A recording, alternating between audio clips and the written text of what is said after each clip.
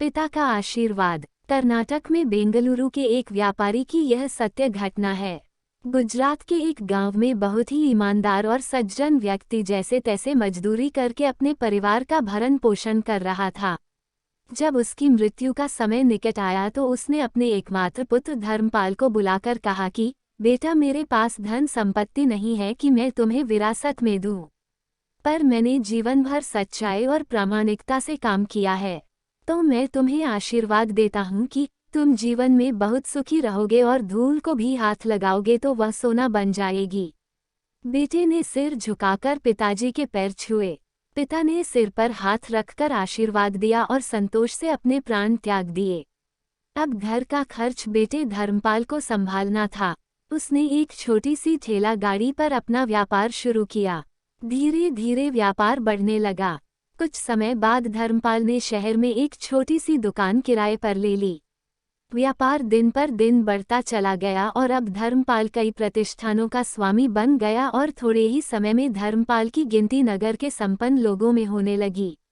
उसको विश्वास था कि यह सब मेरे पिता के आशीर्वाद का ही फल है, क्योंकि उन्होंने जीवन में दुख उठाया पर कभी धैर्य नहीं छोड़ा, श्रद्धा नहीं छोड़ी, प्रामाणिकता नहीं छोड़ी, इसलिए उनकी वाणी में बल था और उनके आशीर्वाद फलीभूत हुए और मैं सुखी हुआ। उसके मुंह से बार बार यह बात निकलती थी। एक दिन एक मित्र ने पूछा, तुम्हारे पिता में इतना बल था तो वह स्वयं संपन्न क्यों नहीं हुए, सुखी क्यों नहीं हुए? धर्मपाल ने कहा, मैं अपने पिता की ताकत की बात नहीं कर रहा हूँ, मैं उनके आशीर्वाद की ताकत की बात कर रहा हूँ। इस प्रकार वह बार बार अपने पिता के आशीर्वाद की बात करता तो लोगों ने उसका नाम ही रख दिया बाप का आशीर्वाद। धर्मपाल को इससे बुरा नहीं लगता। वो कहता कि मैं अपने पिता के आशीर्वाद के काबिल निकलूं, बस यही चाहता हूँ। ऐसा करते हुए कई साल बीत गए। वह विदेशों में व्यापार करने लगा। जहाँ भी व्यापार करता उससे बहुत लाभ होता। एक बार उसके मन में आया कि मुझे लाभ ही लाभ होता है, तो मैं एक बार नुकसान का अनुभव करूं। तो उसने अपने एक मित्र से पूछा कि ऐसा व्यापार बताओ कि जिसमें मुझे नुकसान हो। मित्र को लगा कि इसको अपनी सफलता का और पैसों का घमंड आ गया है। इसका घमंड दूर करने के लिए इसको ऐसा धंधा बताऊं कि इसको नुकसान ही नुकसान हो। तो उसने उसको बताया कि तुम भारत में लौंग खरीदो और जहाज में भरकर अफ्रीका के जंजीबार में जाकर बेचो। धर्मपाल को ये बात ठीक लगी। जंजीबार तो लौंग का देश है, वहाँ से लौंग भारत में लाते हैं और यहाँ 10-12 गुना भाव पर बेचते हैं। भारत में खरीद करके जंजीबार में बेचें तो साफ नुकसान सामने दिख रहा है। परंतु धर्मपाल ने तय किया कि मैं भारत में लौंग खरीदकर जंजीबार खुद लेकर जाऊंगा, देखूं कि पिता के आशीर्वाद कितना साथ देते हैं। नुकसान का अनुभव लेने के लिए उसने भारत में लौंग खरीदे और जहाज में भरकर खुद उनके साथ जंजीबार द्वीप पहुंचा। जंजीबार में सुल्तान का राज्य था। धर्मपाल वहां के व्यापारियों से मिलने के लिए जहाज से उतर के लंबे रेतीले रास्ते पर जा रहा था। उसे सामने से सुल्तान जैसा व्यक्ति पैदल सिपाहियों के साथ आता हुआ दिखाई दिया। उसने किसी से पूछा कि ये कौन है? उन्होंने कहा, ये सुल्तान है। सुल्तान ने उसको सामने देखकर उसका परिचय पूछा। उसने कहा, मैं भारत के गुजरात के खंभात का व्यापारी हूँ और यहाँ पर व्यापार करने आया हूँ।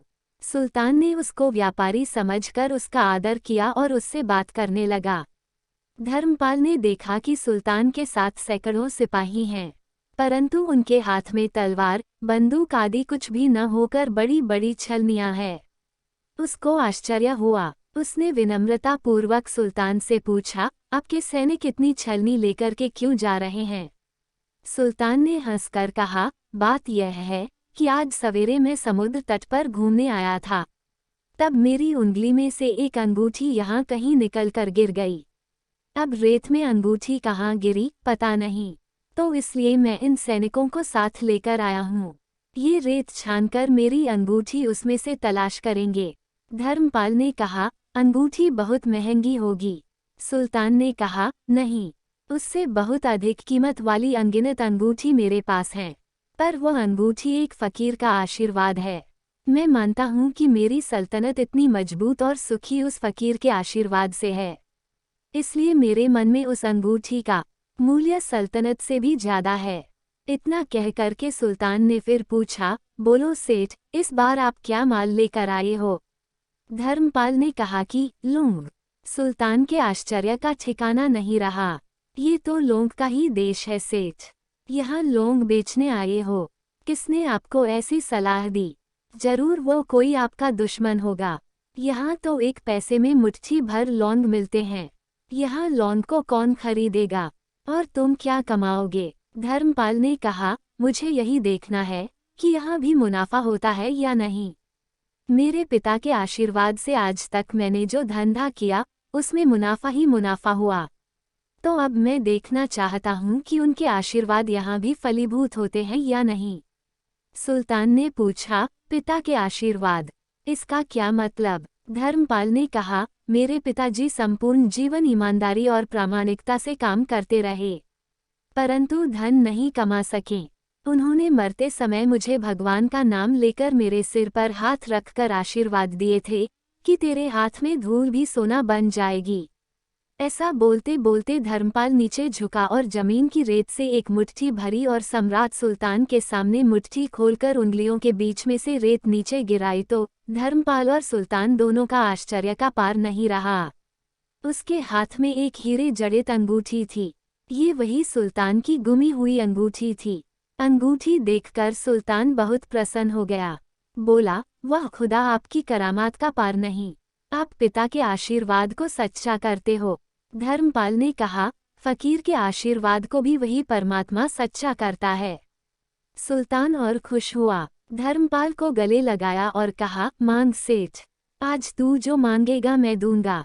धर्मपाल ने कहा, आप 100 वर्ष तक जीवित रहो और प्रजा का अच्छी तरह से पालन करो। प्रजा सुखी रहे, इसके अलावा मुझे कुछ नहीं चाहिए। सुल्तान और अधिक प्रसन्न हो गया। उसने कहा, सेठ, तुम्हारा सारा माल मैं आज खरीदता हूँ और तुम्हारी मुंह मांगी कीमत दूंगा। तो दोस्तों, धर्मपाल को अपने पूज्य पिता के आशीर्वाद से घाटे के सौदे में भी मुनाफा ही हुआ। इस कहानी से शिक्षा मिलती है कि माता पिता का आशीर्वाद हो तो दुनिया की कोई ताकत तुम्हें कहीं भी पराजित नहीं होने देगी। पिता और माता की सेवा का फल निश्चित रूप से मिलता है। आशीर्वाद जैसी और कोई संपत्ति नहीं। बालक के मन को जानने वाली माँ और भविष्य को संवारने वाले पिता, यही दुनिया के 2 महान ज्योतिषी है। अपने बुजुर्गों का सम्मान करें, यही भगवान की सबसे बड़ी सेवा है। दोस्तों, कहानी अच्छी लगी हो वीडियो को लाइक शेयर व चैनल को सब्सक्राइब करना ना भूलें। धन्यवाद।